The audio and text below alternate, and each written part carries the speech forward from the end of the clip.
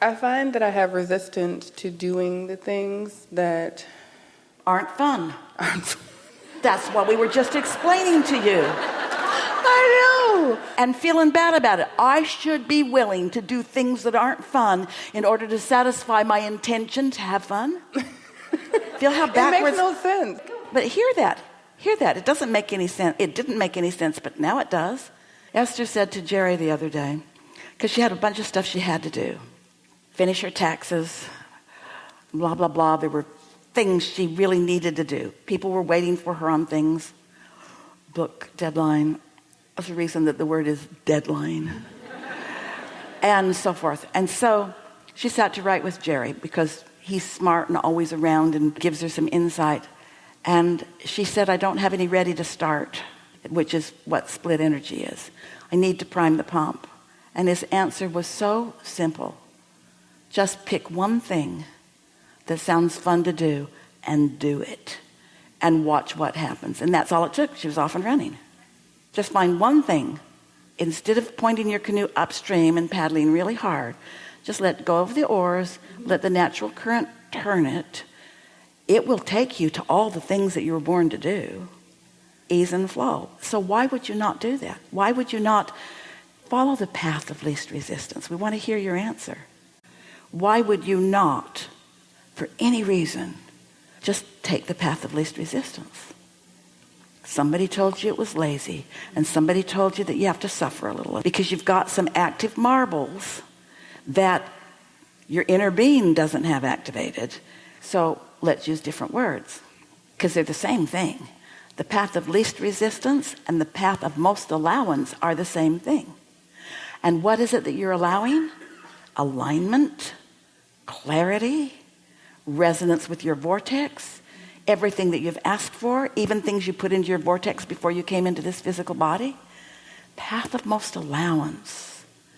And how do you know that you're choosing a path of more allowance? Because it feels a little better. That's a really good game to play.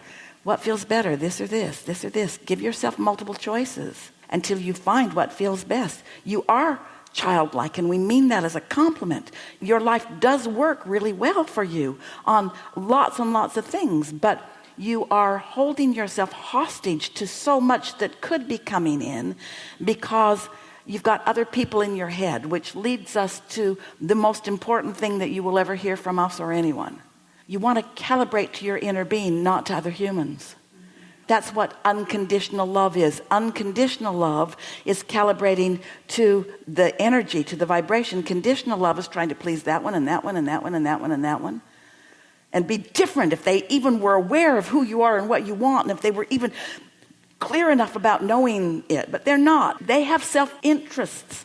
When someone says to you, you need to do something, you can be pretty sure they think it would be to their advantage if you did it. You really should be doing da-da-da-da-da-da. I find that so much. Like, that happens to me all the time because me being me, I'm light and I'm playful and you're far too happy for most people. I know. No, you should be suffering more. You should be suffering more because you're a freak. Yeah, it makes no sense. Yeah, you should be suffering more, and it's not fair for you to feel like that and live the fantastic life that you live. That's not fair. That's what they're feeling. That's not fair. I'm struggling, you're not, you're getting it, I'm not. You just teach through the clarity of your example. When the timing is right, you just let them know that I knew that would work out for me. I knew that would work out for me. Things always work out for me. Things always work out for me. That's really a mantra. Things always work out for me. And sometimes not all at once, and sometimes incrementally, but things are always working out for me.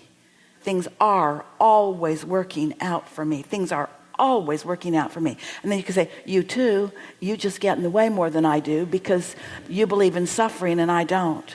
You believe in hardship and I don't.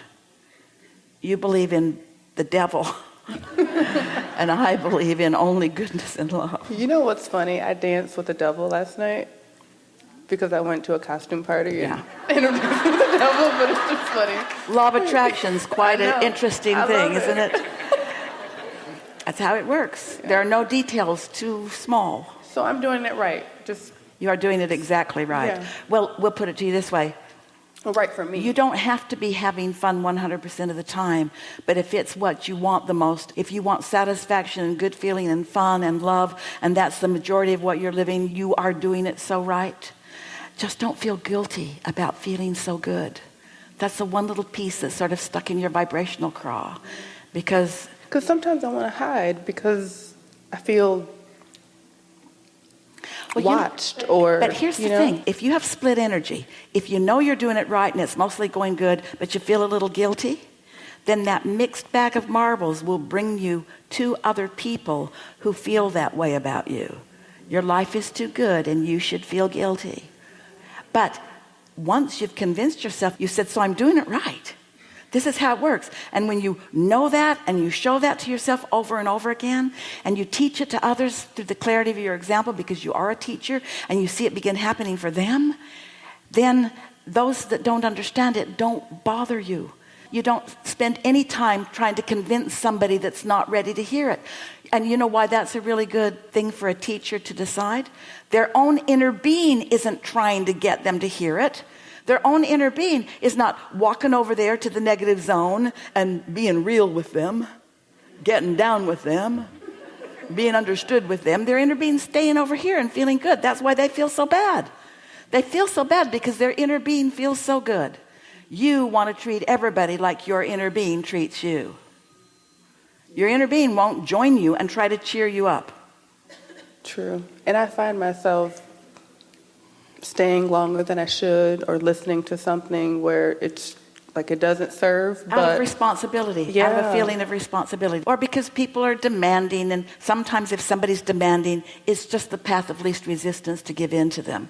But just know what you're doing. I'm giving in to you because I don't want to see your fit. But I know that you're not getting what you want right now. I'm not turning my power over to you. I just don't want to battle with you. Don't pick fights with anybody. When you try to convince somebody that's not in the vibrational vicinity of understanding, that's torture. We were talking about win-win earlier. That's lose-lose. Because you got to give up your connection in order to be there with them, and nothing good ever comes out of that, ever. Okay.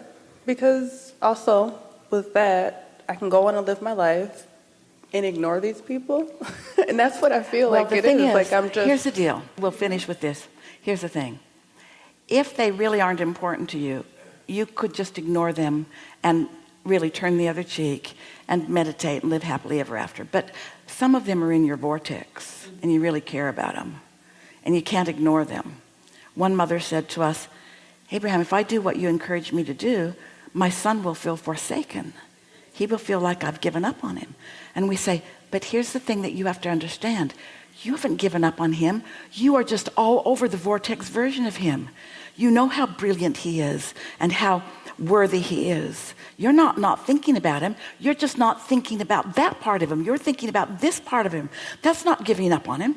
That's beaming his inner being into the human form, intangible form, where he has a better chance of getting hold of it.